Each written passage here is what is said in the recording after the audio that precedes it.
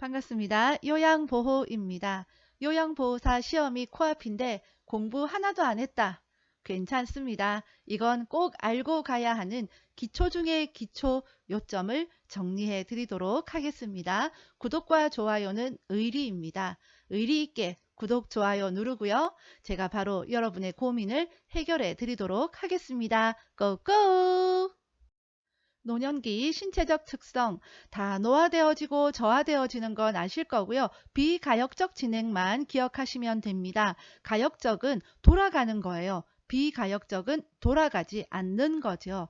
청춘을 돌려다오 해도 돌아가지 않는다. 노화에 따른 특성, 후각 기능이 떨어져서 미각이 둔화되어집니다. 그러나 인생의 쓴맛과 신맛을 다 경험하신 우리 어르신들은 쓴맛과 신맛은 잘 느낀다. 지방 흡수율도 떨어지고 당뇨성도 떨어진다. 그래서 당뇨병에 걸리기가 쉽다.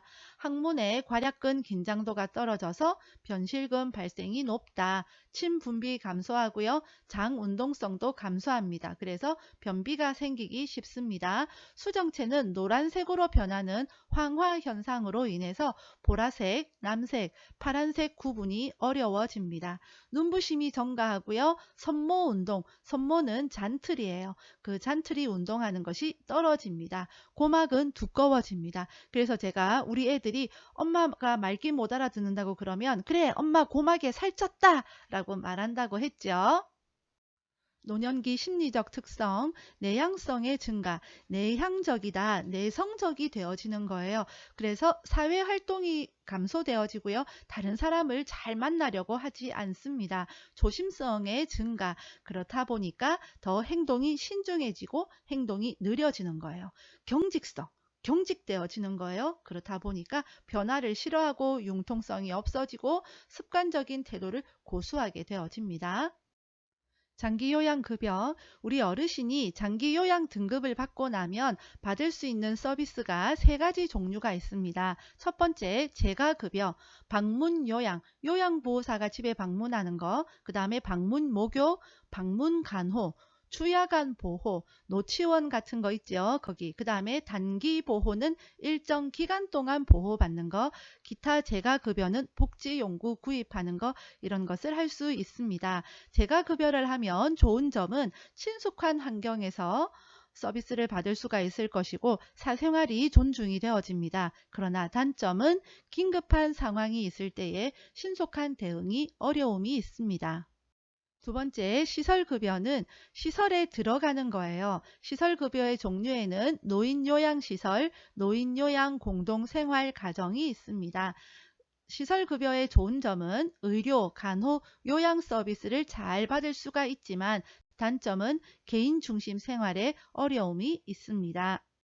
세 번째, 특별현금급여는 섬 등과 같이 장기요양기관이 부족한 지역에서 받을 수 있는 서비스입니다. 특별현금급여는 가족 요양비 요것만 기억하시면 되는데 암기하는 법, 우리 가족은 특별히 현금을 좋아해 이렇게 외우시면 되겠습니다. 그러면 나라에서 하는 이 노인장기요양보험의 보험자는 누구냐? 국민건강보험공단입니다. 가입자는 국민입니다.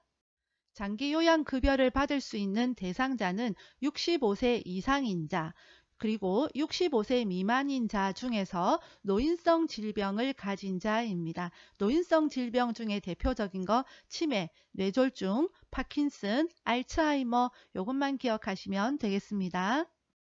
자, 그러면 우리 어르신이 장기요양 등급을 받기 위해서 신청을 하고 나서부터 최종 판정을 받기까지 어떤 과정을 거치는지 보겠습니다. 먼저 신청, 65세 이상 노인 또는 65세 미만 노인성 질환을 가진 대상자가 신청을 할 수 있다고 했습니다. 신청은 본인, 가족, 친족이 할 수 있고요. 또 기억할 거 본인이나 가족이 동의가 있으면 사회복지전담 공무원도 대신 신청이 가능합니다. 신청을 하고 나면 공단 직원이 방문을 해서 방문조사를 합니다. 방문조사를 할 때에는 장기요양 인정조사표를 토대로 해서 방문조사를 실시합니다. 그리고 나면 조사 결과서와 의사소견서를 가지고 1차 판정을 내립니다. 그리고 등급판정위원회에서 최종 판정을 내립니다. 최종 판정은 1등급부터 5등급 인지지원 등급으로 장기 요양 인정이 되어지기도 하고 등급 외 이것은 땡 탈락되어지기도 합니다. 장기요양급여의 재원 조달은 보험료, 국가지원, 본인 일부 부담으로 구성되는데 나라에서는 20% 지원해 주고요. 본인 부담금, 제가일 경우에는 15%, 시설에 들어가면 좀 더 내야 되겠죠. 그래서 20% 부담을 합니다. 요거 외우는 법 알려드릴게요. 빨간 색깔 보세요. 제가 15하면 15%, 15하면 15는 요양보호에서 10시를 알려드립니다. 이런 게 15죠. 제가 15하면 시급 20 정도는 받아야 된다라고 했습니다.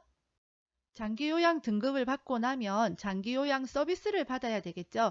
그 이용 절차를 보도록 하겠습니다. 예를 들면 우리 어르신이 주야간보호센터에 등록을 하려고 한다. 그럴 경우에 먼저 서비스 신청을 하고 상담을 하겠죠. 그 노치원에 가서 상담을 받습니다. 거기에서 내가 어떤 서비스를 제공받을지 계획을 수립을 합니다. 내가 주 5일 다 갈 건지 3일만 갈 건지 아침을 먹을 건지 말 건지 이런 구체적인 서비스 제공에 대한 계획을 수립을 하고요. 아, 여기 마음에 드네? 그러면 계약을 체결을 하고 서비스 제공을 받습니다. 그 다음에 모니터링을 실시해서 내가 계속 이용을 할지 그만할란다, 종료할지 이걸 결정을 하게 되겠죠. 요양보호 업무를 보도록 하겠습니다. 우리 어르신이 장기요양 등급을 받고 장기요양 서비스를 받는 분을 우리가 돕는 일을 하는 것이 요양보호사의 업무잖아요. 그 중에서 신체활동 지원 서비스는 신체 활동에 대한 것을 도와주는 거예요. 세면, 구강, 목욕, 식사, 화장실 돕기 등이 있습니다. 그 다음에 일상생활 지원 서비스 제일 헷갈리는 거 밥, 청소, 빨래 요거 꼭 기억하시고요. 개인 활동이니까 외출하는 거, 동행하는 거, 정서 지원은 말벗 떼어드리는 거, 의사소통 도움하는 거고요. 기능회복, 간호처치는 요양보호사의 업무가 아니다. 여기서 제일 중요한 거 일상생활 지원, 밥, 청소, 빨래 꼭 기억하세요. 다음은 노인 학대 중에서 신체적 학대입니다. 폭행하는 거 신체적 학대입니다. 그리고 출입을 통제하는 거예요. 집 밖으로 나가지 못하도록 통제하는 거 또는 집 밖으로 끌어내거나 쫓아내는 거 다 신체적 학대입니다. 정서적 학대, 비난하고 모욕하고 위협, 협박, 무시하는 거 다 정서적 학대입니다. 사회활동 못하게 방해하고 종교활동, 이성교제 못하게 방해하는 겁니다. 집안의 경조사에 참여시키지 않는다. 모두 정서적 학대입니다. 성적 학대, 사람들이 보는 데서 신체적인 부위를 드러내고 기저귀 교체하는 거 이런 것도 성적 학대입니다. 경제적 학대, 허락 없이 돈을 인출한다거나 상속 후에 부양하지 않는 것 경제적 학대입니다. 방임, 방임은 방치하는 거예요. 여기서 중요한 것, 생활비를 지원하지 않는다. 돈과 관련되어졌으니까 경제적 학대일까? 아닙니다. 생활비를 지원하지 않고 방치해 두는 거예요. 그래서 방임입니다. 세금, 각종 요금 납부하지 않는다. 용돈, 종교활동비, 경조사비를 지원하지 않는다. 이것도 다 방임이다. 이거 꼭 기억하세요. 또 하나 헷갈리기 쉬운 것, 세금이나 각종 요금을 납부하지 않는 것은 방임이지만 가스, 난방, 전기, 수도를 단절하는 것은 신체적 학대입니다. 예를 들면 가스비를 내어주지 않는 것은 방임이에요. 방치해 두는 거예요. 그러나 가스를 끊어버리면 신체적 학대입니다. 가스 끊어버리면 밥도 못 해먹고 굶어 죽잖아요. 그래서 이것은 신체적 학대입니다. 자기 방임은 스스로 거부하는 거예요. 약 복용이나 치료를 거부하는 거, 스스로 거부하는 거 자기 방임입니다. 유기는 독립할 수 없는 노인을 격리하고 방치하는 거예요. 연락 두절되어 버린다거나 입소하고 나서 왕래를 끊어버린다거나 이런 거 모두 유기입니다. 요양보호사는 손을 많이 사용하기 때문에 손목 통증이 있을 수 있습니다. 이것을 수분관 증후군이다 라고 하고요. 초기에는 냉찜질, 만성은 온찜질입니다. 골절일 경우에도 마찬가지고요. 뭐든 초기에는 무조건 냉찜질이다. 물건 이동하는 방법, 허리 펴, 무릎 굽혀, 지지면 넓혀, 허리 돌리지 말고 발을 움직여, 물건은 몸 가까이. 결핵은 호흡기 감염, 공기를 통한 감염입니다. 결핵 의심 대상자를 돌볼 때에는 보호장구를 착용해야 하고요. 결핵에 걸린 대상자와 물건을 함께 사용하는 것도 괜찮습니다. 일광 소독해야 됩니다. 노로바이러스에 감염이 되면 2, 3일간 요양보호 업무 중단해야 됩니다. 2, 3일간 요양보호 업무 NO. 옴은 대상자와 접촉한 사람은 증상이 있든 없든 모두 치료해야 됩니다. 그래서 옴 치료는 올 치료 모두 치료해야 됩니다. 문제에 약물 중독이 나오면 정답은 무조건 신장입니다. 주요 질환, 배고플 때 명치 부위가 아프다, 위염이에요. 새벽에 속 쓰린다, 위궤양입니다. 위암은 서서히 진행이 되겠죠. 대장은 식이섬유가 많은 걸 먹어야 대장에 좋잖아요. 그런데 저잔여식이 조금만 남아 있는 거예요. 그런 저잔여식이를 섭취해서 대장암에 걸린다. 설사는 하재, 설사가 나게 하는 약, 이런 약물 남용이 원인이다. 만성기관지염은 이른 아침 나오면 무조건 만성기관지염입니다. 이른 아침 만성기관, 이렇게 기억을 하시고요. 폐렴, 폐에 염증이 있는 게 폐렴이에요. 천식은 기도에 염증이 있는 거예요. 기도하는, 기도에 염증이 있는 거 천식. 폐결핵은 결핵균이 폐로 들어간 거예요. 그리고 폐결핵이 오면 오후에 고열이 있습니다. 수분 제한해야 되는 거 신부, 신부, 부신이에요. 결혼식장 들어가는 신부, 물 많이 마시면 안 되잖아요. 화장실 가고 싶으니까 수분 제한해야 됩니다. 신부, 신부, 부신, 이렇게 외우면 되겠습니다. 노화가 되어질수록 어접골커가 되어집니다. 어깨가 좁아지고 골반 커진다. 퇴행성 관절염, 아침에 관절이 뻣뻣해집니다. 골다공증, 칼슘과 비타민 D 섭취해야 됩니다. 전립선 비대증, 전립선이 비대해져서 전립선이 커져서 요도를 압박하는 거고요. 호르몬 불균형이 원인입니다. 치료는 돈요관을 사용을 해서 소변을 빼줘야 되고요. 심하면 전립선 절제술을 해야 됩니다. 욕창이 잘 생기는 부위 천골입니다. 노갑, 백수 기억하시면 됩니다. 안압이 어쩌고 저쩌고 하면 녹내장이고요. 수정체가 어쩌고 저쩌고 하면 백내장입니다. 선망, 호전과 악화가 반복된다 그러면 무조건 선망입니다. 뇌졸중, 뇌혈관이 막히거나 터져서 뇌에 손상이 오고 신체 장애가 오는 것을 뇌졸중이라고 합니다. 뇌혈관이 막히면 뇌경색, 뇌혈관이 터지면 뇌출혈이 됩니다. 손상된 뇌의 반대쪽이 마비가 되어집니다. 좌측 뇌가 손상이 되어지면 우측 마비가 오는데 또한 더불어 언어장애, 말이 어눌해집니다. 왜냐하면 좌측 뇌에 언어 기능을 담당하는 것이 있기 때문에 그렇습니다. 뇌출혈 전구 증상, 현기증, 뒷골 통증, 팔다리 저림이 있습니다. 손해의 뇌졸중이 발생을 하면 균형을 상실하게 되어집니다. 술 취한 사람처럼 비틀거리게 되어집니다. 파킨슨, 도파민을 만들어내는 신경세포가 파괴되는 질환입니다. 대표적인 증상, 안정시 떨림이 있습니다. 그래서 외울 때 도파민 파킨슨이니까 도파파예요. 떨어줍니다. 안정시 떨림이 있으니까 도파파. 예방접종, 10년마다 추가 접종해야 되는 거 파상풍 디프테리아입니다. 10년마다 파디파디, 10년마다 파디파디, 이렇게 외우시면 되겠습니다. 식사 자세, 식탁 윗부분이 대상자의 배꼽 높이입니다. 편마비 대상자일 경우에는 건강한 쪽을 밑으로 가게 해야 되겠죠. 그리고 마비된 쪽은 베개나 쿠션으로 지지해 줍니다. 음식을 삼키기 쉽게 식사 전에 물 한 모금 좋습니다. 경관 영양 돕기. 경관 영양을 하시는 분들에게 영양 주머니는 밥그릇과 같은 거지요. 그렇기 때문에 매번 깨끗이 씻어서 말린 후 사용을 합니다. 비위관이 새거나 영양액이 역류하면 간호사나 시설장 책임자에게 연락을 해야 되고요. 대상자가 토하거나 청색증이 있다 그럴 경우에는 비위관을 잠근 다음에 책임자에게 연락을 해야 됩니다. 영양액은 위장보다 높은 위치에 둔다. 경구약 복용, 물약, 뚜껑의 위가 바닥으로 가도록 엽니다. 그러니까 뚜껑 맨 윗부분이 바닥으로 가도록 뒤집어서 놓는다. 그 다음에 흔들어서 복용해야 되고 색이 변하거나 혼탁한 물약은 버립니다. 라벨 쪽을 잡고 라벨 반대쪽으로 따른다. 라벨은 그 물약에 붙어있는 상표 있죠. 사용설명서하고 뭐 있는 거 그걸 라벨이라고 그래요. 라벨 반대쪽으로 따라야만 그 약이 흘러내려서 라벨이 훼손이 되지가 않겠죠. 용량이 적을 때에는 바늘이 제거된 주사기를 이용한다. 알약은 분할선이 있는 약만 쪼개서 먹을 수가 있다.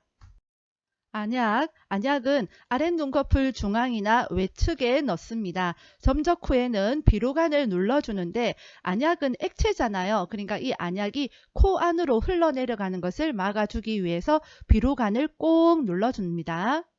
안연고는 처음 나오는 것은 겉으로 닦아줍니다. 아랫 눈꺼풀 안쪽에서 바깥쪽으로 짜 넣고요.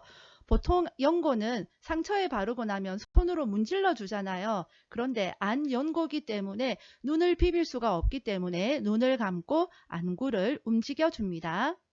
귀약은 귓바퀴를 후 상방으로 잡아당겨 투여하고 약병은 따뜻하게 합니다. 너무 차갑거나 뜨거우면 구토, 어지러움 증상이 나타납니다.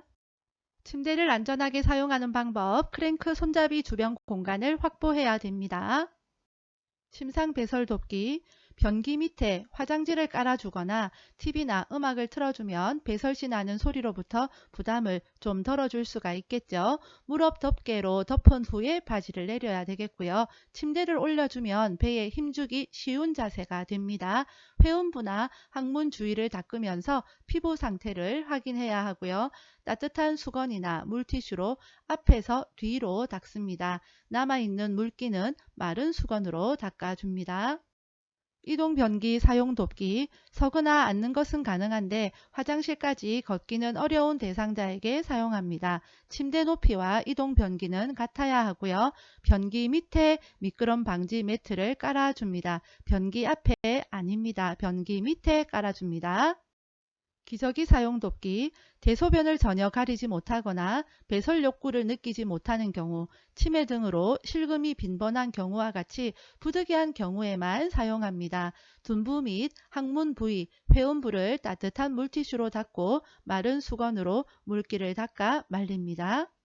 유치 도뇨 간의 소변 주머니 관리. 소변 주머니는 방광 위치보다 높게 두지 않습니다. 소변이 역류할 수 있습니다. 유치 도뇨관이 삽입되어 있어도 침대에서 자유롭게 움직일 수 있고 보행할 수 있습니다. 금기 사항이 없는 한 수분 섭취를 권장합니다. 구강 청결 돕기. 윗니를 먼저 닦고 아래쪽을 닦습니다. 의치 빼는 것도 마찬가지 위아래입니다. 의치 세정제를 묻히거나 또는 주방 세제도 가능합니다. 미온수로 의치를 닦는다. 보관은 찬물이 담긴 용기에 하고요. 뜨거운 물로 삶거나 표백제를 사용을 하면 변형될 위험이 있습니다. 두발 청결 돕기. 공복이나 식후는 피하고 추울 때는 낮 시간을 이용합니다. 두발 전용 세정제는 물을 사용하기 어려운 상황이나 신체적으로 힘든 상황에서 사용을 하는데 마른 수건으로 닦아냅니다. 엉킨 머리는 물을 적신 후에 손질합니다. 통목욕 돕기. 심장으로부터 가장 멀리 있는 곳부터 다리, 팔, 몸통 순으로 씻습니다. 마지막으로 회음부를 닦아냅니다. 편마비 대상자는 욕조의 턱 높이와 목욕 의자의 높이는 같아야 하고요. 욕조에 있는 시간은 5분 정도입니다. 옷 갈아입히기. 임마만 기억하면 됩니다. 임마, 욕 아닙니다. 입을 때는 마비된 쪽이 먼저다. 그 다음에 건강한 쪽이겠죠. 바지, 단추 달린 옷, 단추 없는 옷 상관없습니다. 무조건 입는 것은 마비된 쪽부터 임마예요. 그러면 벗는 것은 반대겠죠. 그래서 시험 문제에 항상 옷 갈아입히는 문제가 나오면 임마를 적습니다. 아, 그런데 벗는 문제네. 그러면 임마를 보고 반대니까 벗건이라고 메모해서 문제를 풀면 되겠습니다. 중간에 수액이나 머리가 나오는 경우가 있는데 예를 들어서 입는 경우일 때는 마비된 쪽, 건강한 쪽 그 중간에 가운데에 수액, 머리 이런 것이 들어가면 되겠습니다. 침대 머리 쪽으로 이동. 대상자가 협조가 가능할 경우에는 대상자가 침대 머리 쪽 난간을 잡게 합니다. 그리고 요양보호사는 대퇴 아래쪽에 한 팔을 놓고 나머지 팔은 침상면을 밀면서 하나 둘 으쌰 하면서 같이 침대 머리 쪽 방향으로 움직이면 되겠죠. 협조가 안 될 경우에는 그림과 같이 하면 되겠습니다. 침대 오른쪽에서 왼쪽으로 또는 왼쪽에서 오른쪽으로 이동하려고 할 때 요양보호사는 이동하려는 쪽에 섭니다. 그리고 대상자의 두 팔이 걸리적거리면 위험할 수 있으니까 가슴 위로 오게 하고 중요한 것은 상반신과 하반신을 나누어서 이동합니다. 일어나 앉히기.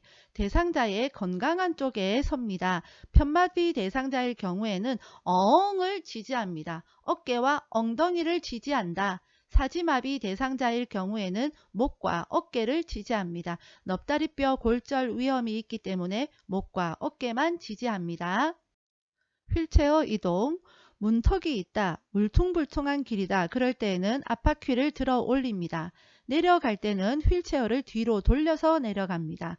오르막길, 내리막길은 지그재그로 갑니다. 이 원칙을 기억하고 보도록 하겠습니다. 문턱을 오를 때니까 앞바퀴는 들어 올려야겠지요. 문턱을 내려갈 때에는 내려가니까 휠체어를 뒤로 돌립니다. 그리고 뒷바퀴를 내려놓은 다음 문턱이니까 앞바퀴는 들어 올린 상태로 뒤로 이렇게 나오면 되겠습니다. 오르막길 지그재그라고 했죠. 내리막길 지그재그지만 내려가니까 휠체어 뒤로 돌리고요. 울퉁불퉁한 길 앞바퀴 들어 올립니다. 휠체어로 엘리베이터 이동할 때에는 뒤로 들어가서 앞으로 나옵니다. 그림 문제에서 화살표 방향 잘 보시기 바랍니다. 은근히 헷갈릴 수 있습니다. 침대에서 휠체어로 옮기기. 휠체어는 대상자의 건강한 쪽에 놓습니다. 그리고 옮길 때에 요양보호사의 무릎으로 대상자의 마비된 측 무릎을 지지합니다. 휠체어에서 침대로 옮기기. 대상자의 건강한 쪽이 침대 쪽으로 오도록 붙입니다. 요양보호사의 무릎으로 대상자의 마비된 측 무릎을 지지한 상태에서 대상자는 건강한 손으로 침대를 잡아주면 되겠습니다. 휠체어 이동할 때 휠체어의 위치는 항상 건강한 쪽입니다. 이동 변기도 마찬가지로 건강한 쪽에 뒀습니다. 휠체어에 잠금 장치가 고정이 되지 않는다. 휠체어가 잘 굴러가지 않는다. 그럴 경우에는 타이어 공기압을 확인해야 됩니다. 시험에 자주 출제됩니다. 보행벨트, 대상자의 허리 부분에 벨트를 묶고요. 요양보호사는 대상자의 불편한 쪽 뒤에 서서 벨트 손잡이를 잡습니다. 보행돕기, 지팡이. 지팡이는 건강한 쪽 손으로 잡겠지요. 지팡이의 위치는 앞으로 15cm, 옆으로 15cm 지점이 되겠습니다. 지팡이 문제가 나오면 내 치마만 기억하면 되겠습니다. 내 치마가 뭐냐? 내려갈 때 지팡이는 마비된 쪽이라는 뜻입니다. 그래서 시험 문제에 내려가는 문제가 나온다. 그러면 지팡이, 마비된 쪽, 건강한 쪽 순어로 선택을 하면 되겠습니다. 그런데 올라가는 문제다. 그러면 내 치마를 보고 올라가는 것은 반대겠네. 그러니까 지팡이, 건강한 쪽, 마비된 쪽 이렇게 선택을 하면 되겠습니다. 평지일 경우에는 내려가는 것과 같습니다. 그래서 지팡이, 마비된 쪽, 건강한 쪽이 되겠습니다. 내 치마 꼭 기억하세요. 낙상 예방을 위해서는 문턱을 제거합니다. 문턱 낮추는 거 아닙니다. 제거합니다. 취침 시에는 침대 높이는 최대한 낮춥니다. 화재 대피 시 엘리베이터 이용 안 되고요. 계단을 이용합니다. 한쪽 손으로 벽을 짚고 나가는데 벽 짚은 손은 바꾸지 않습니다. 식사 준비를 할 때에는 싱겁게 조리해야 되지만 맛이 없으면 안 되니까 다양한 향신료를 사용합니다. 달걀을 보관할 때에는 뾰족한 부분이 아래로 가도록 V라인이 되도록 보관을 하고요. 조리 직전에 씻습니다. 설거지를 할 때에는 기름기가 적고 음식물이 덜 묻은 그릇부터 씻습니다. 그래서 유리컵을 제일 먼저 하고요. 그 다음에 수저, 밥그릇, 국그릇, 반찬그릇, 프라이팬 씻습니다. 수세미는 그물형이 좋습니다. 의사소통 방법 중에서 나 전달법이라는 것이 있습니다. 이것은 뭐뭐 해서 뭐뭐 하네요. 이런 식의 표현인데요. 시험에 가장 많이 나오는 것은 뭐뭐 해서 걱정되네요입니다. 그 외에도 뭐뭐 해서 조바심 나네요. 뭐뭐 해서 불편하네요. 등이 있습니다. 의사소통 시각장애 사물의 위치를 시계 방향으로 설명합니다. 이쪽에 있다 저쪽에 있다 이런 모호한 설명은 안 되겠죠. 오른쪽과 왼쪽을 설명을 할 때에는 나 중심이 아니라 대상자 중심으로 설명을 합니다. 언어장애가 있는 대상자에게는 판판을 이용합니다. 그림판, 문자판 등을 이용합니다. 판단력, 이해력 장애, 판단하는데 이해하는 데에 장애가 있다라는 거예요. 그러니까 짧은 문장으로 천천히 이야기를 하고요. 여기서도 마찬가지로 판판, 그림판, 문자판 등을 이용합니다. 진압력 장애는 시간, 장소, 날짜 등을 자주 인식시켜 줍니다. 진압력 나오면 시간, 장소, 날짜 이와 관련된 것 찾으면 되겠습니다. 치매 대상자 식사 돕기 그릇은 색깔이 있는 플라스틱 제품을 사용하고요. 양념은 식탁 위에 두지 않습니다. 컵은 빨대 플라스틱 덮개가 부착된 컵이 좋고 숟가락은 약간 무거운 것이 좋습니다. 너무 가벼우면 숟가락 든 것을 잊어버리기 때문입니다.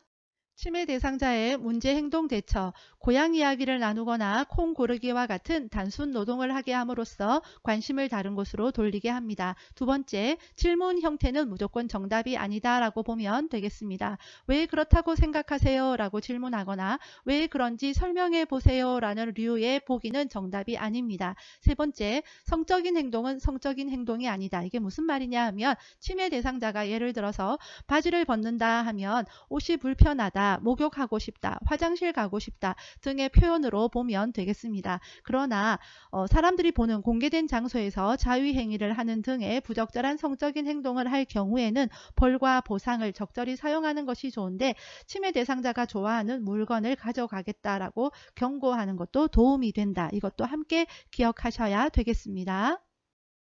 중증 인지 기능 장애가 있으면 탬버린 연주와 같은 악기 연주를 찾으면 되겠습니다. 중학생이라고 기억하면 되겠습니다.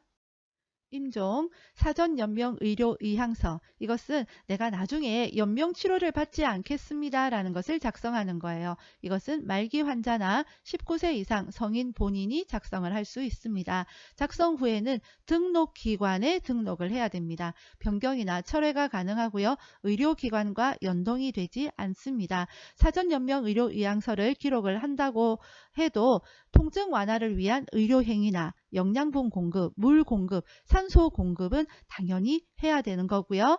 그 다음에 인공호흡기와 같은 연명치료를 위한 것은 하지 않는다라는 겁니다. 임종시 청각은 제일 마지막까지 남아 있다고 합니다. 응급처치 방법 요양보호사는 의약품 사용을 할 수 없습니다. 그러나 외용약품, 피부에 바르거나 뿌리는 약, 대상자가 평소 사용하는 상비약품은 사용이 가능합니다. 대상자가 질식이 일어났을 때에는 의식이 있는 경우와 없는 경우로 나누어서 볼 수 있는데 의식이 있을 경우에는 하임리법, 대상자 배꼽과 명치 중간을 후 상방으로 복부의 윗부분으로 힘차게 밀어 올립니다. 의식이 없을 경우에는 119에 신고하고 즉시 심폐소생술을 실시하면서 입안에 이물이 있는지 확인하고 제거해야 됩니다. 경련이 있을 때에는 몸을 편하게 해야 되는데 단추나 넥타이를 풀고 편하게 호흡할 수 있게 해야 되겠습니다. 침이나 구토가 있을 때에는 얼굴을 옆으로 돌려 눕혀서 기도를 유지하게 하고 구토가 있다고 해서 입에 손수건을 넣으면 안 되겠습니다. 억지로 발작을 멈추게 하려고 대상자를 꽉 잡거나 해서는 안 되고요. 1, 2분이면 끝나기 때문에 기다리면 되겠습니다. 기도 유지가 두 가지가 나오는데 경련일 때에는 얼굴을 옆으로 돌려 눕혀서 기도를 유지하고요. 심폐소생술일 때는 머리를 뒤로 젖혀서 기도를 유지합니다.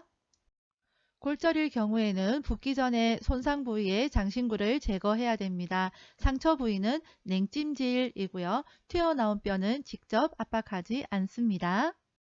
출혈일 때에는 출혈 부위에 멸균 거즈를 이용해서 직접 압박합니다. 출혈 부위는 심장보다 높게 위치하도록 합니다. 심폐소생술 단계 반도가기 이거 기억하세요. 반응 확인하기, 도움 요청, 가슴 압박, 기도 유지입니다. 얼른 빨리 도움을 요청해야 될 것 같지만 그 이전에 반응 확인이 먼저다라는 거 기억하세요.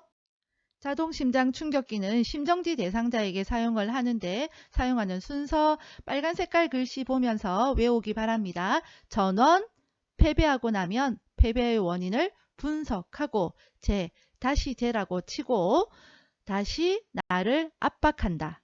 이 5가지 순서 기억하시고요. 가슴 압박과 인공호흡의 비율은 30대 2, 300이 기억하세요. 300이 30대 백수의 이야기입니다.